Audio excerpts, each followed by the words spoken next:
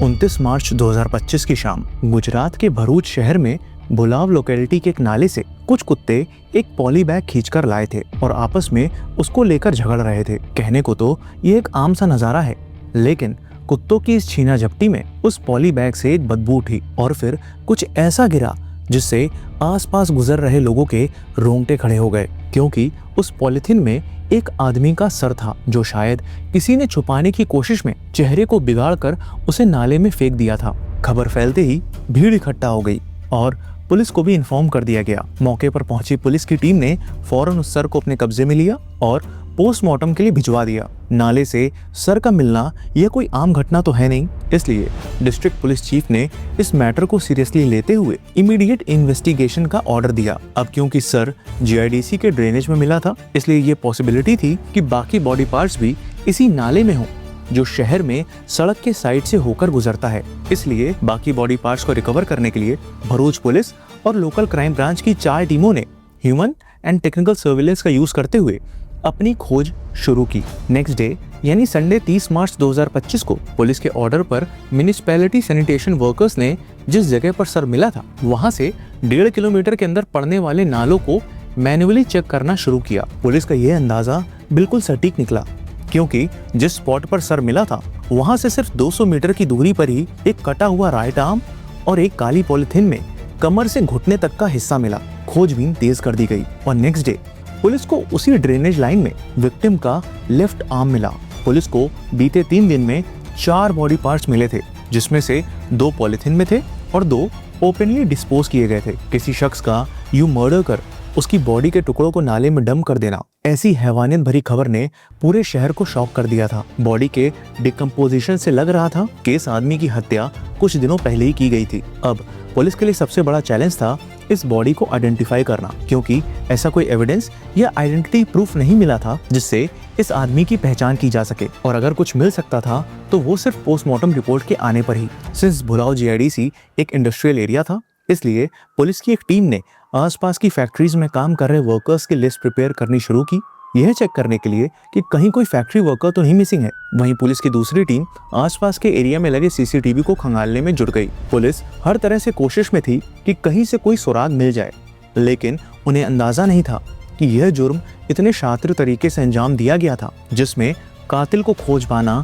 बेहद मुश्किल था। लेकिन कहते हैं कि कातिल कितना भी शातिर क्यों ना हो, अक्सर कोई ना कोई सुराग छोड़ ही जाता है, और इस केस में भी कातिल से सुराग छूट गया था, और वो सुराग उन्हीं बॉडी पार्ट्स में ही छुपा था जिन्हें काटकर नाले में बहाया गया था। Welcome to the show. My name is Shashwat and you are watching the murder mystery of Bharuch. इस केस में विक्टिम की पहचान कैसे की गई, ये जानने के लिए हम एक एक स्टेप को सिंपल वे में समझेंगे। 29 मार्च 2025 को मिले उस कल के पोस्टमार्टम में डॉक्टर को विक्टिम के एक दांत में टूथ कैप लगा मिला। टूथ कैप या डेंटल क्राउन एक तरह का कस्टम मेड प्रोस्थेटिक होता है जिसे डेंटिस्ट अक्सर रूट कैनाल ट्रीटमेंट के बाद दांतों के ऊपर फिट करते हैं। इन टूथ कैप का साइज यूनिक होता है क्योंकि इसे अलग अलग पर्सन के डेंटल स्ट्रक्चर के अकॉर्डिंग बनाया जाता है, जिसके लिए पहले पेशेंट का डेंटल एक्सरे और दांत की मेजरमेंट ली जाती है। सिंस स्कल के पोस्टमार्टम से ये पता चला था कि विक्टिम ने हाल में ही अपना टूथ कैप लगवाया था, यानी यह तो पक्का था कि उसका एक्सरे वगैरह हुआ होगा, और अगर ये शख्स इसी शहर का रहने वाला है तो किसी न किसी डेंटिस्ट के पास तो इसका रिकॉर्ड होगा, जिसे फॉरेंसिक ओडोंटोलॉजिस्ट बॉडी में मिले इस टूथ कैप को रिकॉर्ड से कंपेयर कर पता कर सकते हैं कि आखिर पेशेंट कौन था। ये फॉरेंसिक साइंस में एक स्टैंडर्ड मेथड है, स्पेशली जब बॉडी के कंडीशन के चलते फिंगरप्रिंट और डीएनए का ऑप्शन ना बचा हो। पुलिस की एक टीम शहर के अलग अलग डेंटिस्ट के क्लिनिक में रिकॉर्ड चेक करने निकल पड़ी, लेकिन सिर्फ टूथ कैप के सहारे इस केस को लीड करना ट्रिकी था, क्योंकि अपने देश में पेशेंट का डॉक्यूमेंटेशन कितना प्रॉपर वे में किया गया हो यह जरूरी नहीं है, और साथ ही यह भी पॉसिबल था कि विक्टिम ने कोई छोटे मोटे डेंटिस्ट से ट्रीटमेंट करवाया हो जो प्रॉपर डिटेल्स रखता ही ना हो। पुलिस को नीड थी कॉम्बिनेशन ऑफ एविडेंसेस की, और वो उन्हें मिली भी, बट पार्शियली। विक्टिम के राइट हैंड में टैटू बना हुआ था, लेकिन ये साफ था कि कातिल ने मारने से पहले स्किन के उस हिस्से को हटा दिया था ताकि कोई पहचान न कर पाए। लेकिन उस टैटू के डिजाइन के 3 डॉट्स अभी भी हाथ में बाकी रह गए थे जो पोस्टमार्टम में रिवील हुए। पुलिस के पास अब टूथ कैप के साथ साथ छोटी सी ही सही लेकिन टैटू के फॉर्म में एक विजुअल आईडी भी थी। जैसा मैंने पहले भी बताया कि बॉडी की कंडीशन से ये साफ था कि मर्डर कुछ दिन पहले ही किया गया है। इसलिए पुलिस ने आसपास के थानों में हाल में ही फाइल हुई मिसिंग कंप्लेंट्स की लिस्ट बनाई और उनमें से वो केसेस फिल्टर आउट किए जिसमें 30 से 40 साल की उम्र का कोई आदमी मिसिंग हुआ हो। इस प्रोसेस में एक ऐसी ही मिसिंग कंप्लेंट मोहित चौहान नाम के एक शख्स ने 28 मार्च को भरूच पुलिस स्टेशन में रजिस्टर करवाई थी, यानी उस सर के मिलने से ठीक एक दिन पहले। पुलिस ने जब मोहित चौहान से कांटेक्ट किया तो ये वेरीफाई हुआ कि उनके भाई ने कुछ दिन पहले ही डेंटिस्ट से अपना टूथ कैप लगवाया था और जो फोटो मोहित ने पुलिस को अपने भाई की दी थी उसमें उसके हाथ में नाम का टैटू था जिसके एंड में 3 डॉट्स बने थे। ये वही 3 डॉट थे जो पुलिस को मिले उस हाथ में थे। आखिरकार पुलिस के इस मल्टी स्टेप एफर्ट और स्मार्ट अप्रोच का फायदा हुआ क्योंकि इस बॉडी की शिनाख्त मोहित चौहान के भाई सचिन चौहान के रूप में हुई। 35 साल का सचिन चौहान वैसे तो यूपी के बिजनौर से था, लेकिन बीते 12 सालों से वो गुजरात में ही रहकर एक फार्मा कंपनी में जॉब कर रहा था। पुलिस को पता चला कि वो अपनी वाइफ पारुल और 4 साल के बेटे शिवांश के साथ भरूच के वेदांत सोसाइटी में रहता था। इसलिए बिना देरी किए वो उस पते पर पहुंचे, लेकिन इसके घर पर तो ताला लगा हुआ था। आस पड़ोस से जब पुलिस ने पूछा तो पता चला कि उसकी वाइफ पहले ही अपने बेटे के साथ बिजनौर अपने मायके लौट गई थी। पुलिस का इस बात से माथा ठनका कि आखिर सचिन की लाश के टुकड़े मिलने से पहले ही आखिर उसकी वाइफ क्यों चली गई। इस सवाल के जवाब के लिए पुलिस की एक टीम यूपी के बिजनौर को रवाना तो हुई, लेकिन उनको ये अंदाजा भी नहीं था कि उनके सभी सवालों के जवाब और इस केस से जुड़े बाकी खुलासे एक ऐसे राज से पर्दा उठाएंगे जो आज से पहले शायद ही उन्होंने कभी देखा हो। भरूच पुलिस की टीम जब बिजनौर के चांदपुर गांव पहुंच सचिन की वाइफ पारुल से मिल उसके बारे में पूछा तो पारुल ने बताया कि शायद काम के सिलसिले में सचिन बेंगलुरु गए हुए हैं।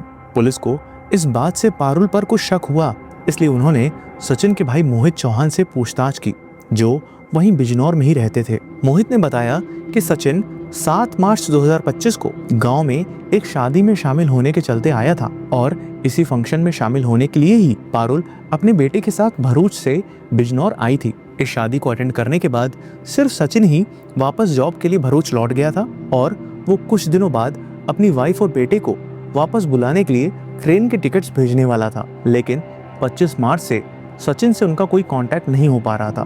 पहले तो फोन पिक नहीं हो रहा था और फिर बाद में स्विच ऑफ आने लगा था, लेकिन स्विच ऑफ होने से पहले सचिन के भाई मोहित के पास सचिन का एक टेक्स्ट मैसेज आता है।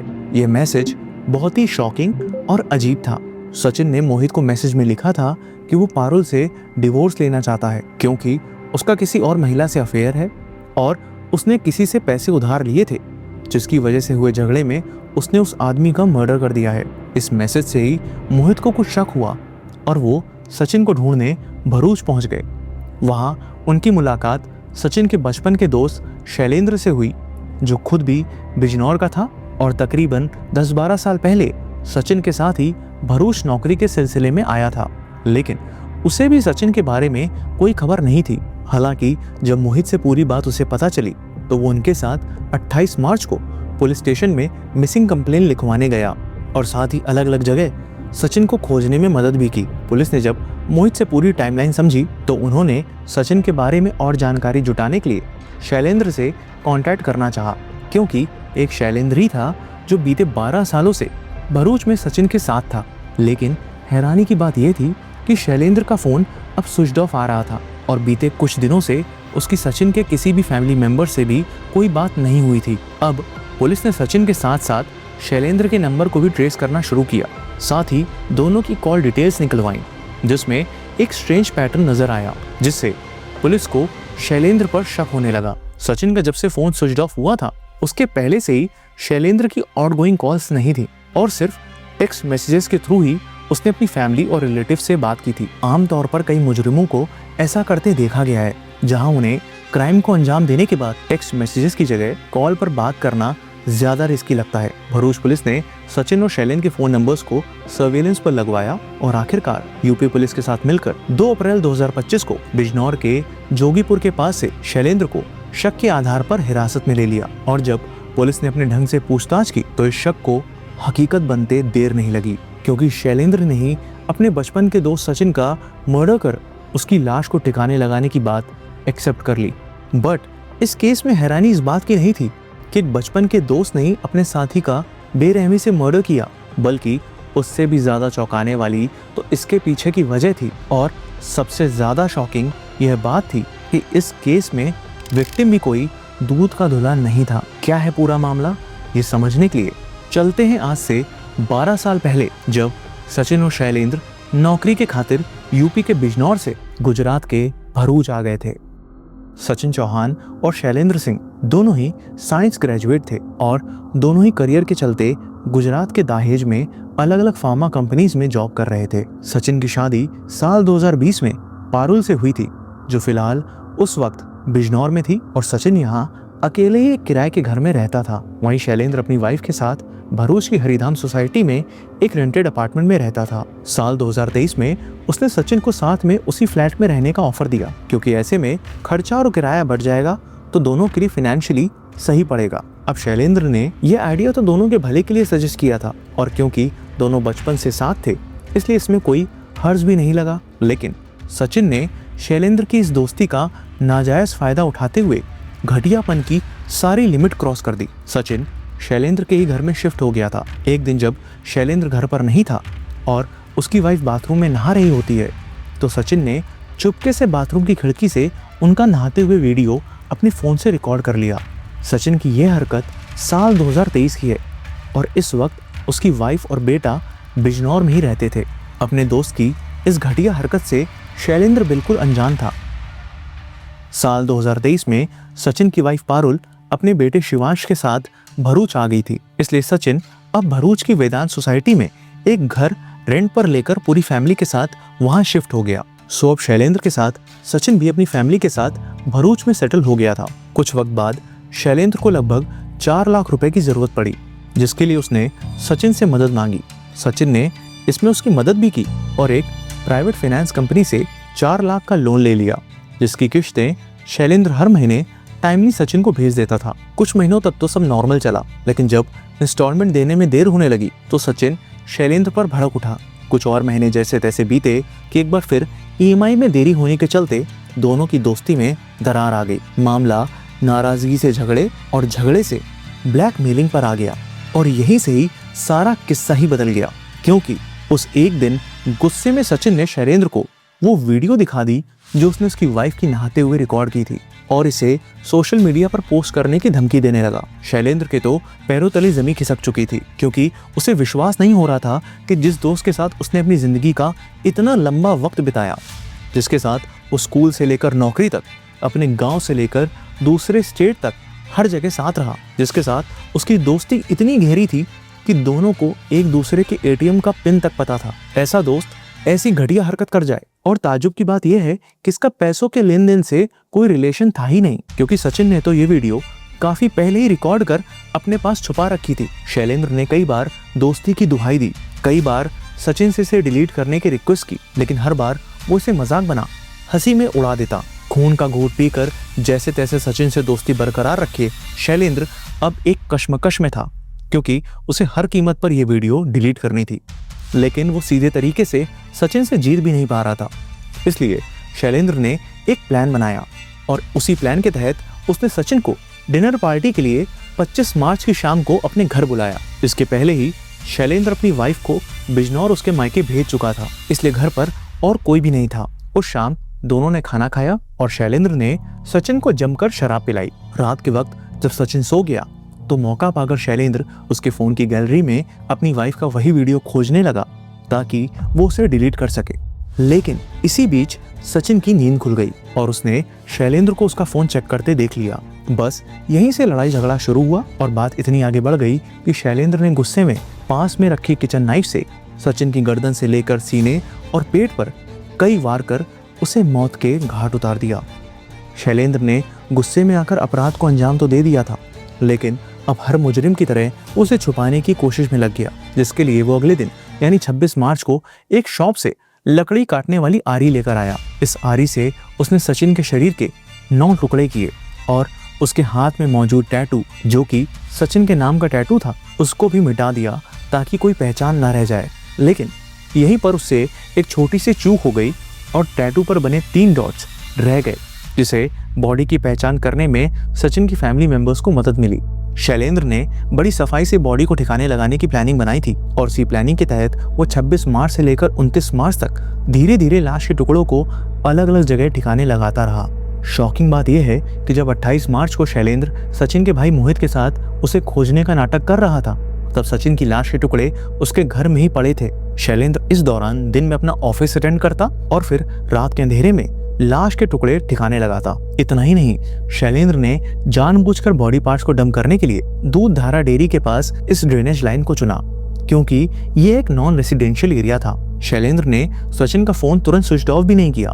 इनफैक्ट उसी ने वो सभी टेक्स्ट मैसेजेस सचिन के फोन से उसके भाई मोहित को भेजे थे, जिसमें लिखा था कि वो पारुल को डिवोर्स देना चाहता था क्योंकि उसका किसी और से अफेयर है और उसका अपने दोस्त स्मिथ पटेल से झगड़ा हुआ क्योंकि उसने उससे पैसे ले रखे थे। शैलेंद्र ने ये पूरी मनगढ़ंत कहानी घर वालों को गुमराह करने के लिए लिखी थी और पुलिस को गुमराह करने के लिए उसने सचिन के एटीएम कार्ड को दिल्ली जाने वाली ट्रेन के अंदर रख दिया था और उस कार्ड के कवर में एटीएम का पिन भी लिख दिया था ताकि कोई भी लालच में आकर जब इस एटीएम को यूज करेगा तो पुलिस को इसकी लोकेशन किसी और शहर की मिलेगी। एटीएम फेंकने से पहले शैलेंद्र ने गूगल पे से सचिन के अकाउंट में मौजूद 20,000 रुपए अपने अकाउंट में ऑलरेडी ट्रांसफर कर लिए थे।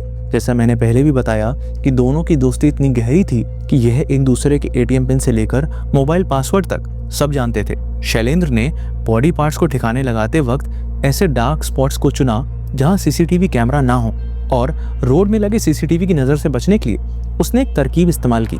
उसने एक महिला की तरह गेटअप लिया, एक मैक्सी गाउन पहन, चेहरे पर फेस स्कार्फ और हाथों में लॉन्ग हैंड ग्लव्स पहन वो स्कूटी से निकलता ताकि इन केस कहीं किसी सीसीटीवी में नजर आए भी तो वो पहचान में ना आ पाए। पुलिस ने शैलेंद्र के दिए गए सभी स्टेटमेंट्स को क्रॉस वेरीफाई किया और यह भी पाया कि जीआईडीसी के पास एक सड़क में सुबह 4:20 पर वो मैक्सी गाउन पहन स्कूटी से जाते दिख रहा है और उसी रास्ते से वापस आधे घंटे बाद लौट भी रहा है। इस क्राइम की वजह सिर्फ पैसों का विवाद नहीं था, बल्कि वो विश्वासघात था जो एक पुरानी और गहरी दोस्ती में मिला था। फिलहाल शैलेंद्र को अरेस्ट कर जेल भेज दिया गया है, लेकिन असल में तो यहाँ 2 परिवार ऑलरेडी बर्बाद हो चुके हैं। यह केस हमें विश्वासघात और एक्सट्रीम इमोशंस में लिए गए फैसलों से मिलने वाले कॉन्सिक्वेंसेस को लेकर एक सीरियस वार्निंग सर्व करता है। सचिन का अपने दोस्त के साथ ही ऐसी घटिया हरकत करना प्राइवेसी और ट्रस्ट का सीवियर वायलेशन है, जो कि न सिर्फ मॉरली गलत बल्कि इलीगल भी है और इसी ने शैलेंद्र के अंदर बसे गुस्से को इतनी ज्यादा हवा दे डाली कि अंजाम इतना भयानक हो गया। हाउएवर, शैलेंद्र ने जो कुछ भी किया उसे सही नहीं ठहराया जा सकता। यह एक्सट्रीम ओवर रिएक्शन किसी भी वे में जस्टिफाइड नहीं है। यह केस था बिट्रियल ट्रॉमा, अनकंट्रोल्ड एंगर और कॉग्निटिव डिस्टॉर्शंस का। यह केस सिखाता है कि हमें किसी के पर्सनल इंफॉर्मेशन का मिसयूज नहीं करना चाहिए और सामने वाले की वर्नरेबिलिटीज को उसी केयर से ट्रीट करना चाहिए जैसे हम खुद के लिए दूसरों से एक्सपेक्ट करते हैं। वहीं किसी भी तरह की ब्लैकमेलिंग में फंसे शख्स के लिए ज़रूरी है कि वो प्रोफेशनल काउंसलिंग या रिक्वायर्ड लीगल हेल्प ले, कुछ नहीं तो एटलीस्ट किसी न्यूट्रल थर्ड पार्टी को इन्वॉल्व करे, because seeking help is a sign of strength, not weakness. अगर आप क्राइम केसेस ऑडियो फॉर्म में सुनना पसंद करते हैं तो आप स्पॉटिफाई पर हमारे पॉडकास्ट को सुन सकते हैं, जिसका लिंक डिस्क्रिप्शन में दिया हुआ है। और ढेर सारा प्यार और सपोर्ट देने के लिए दिल से थैंक यू।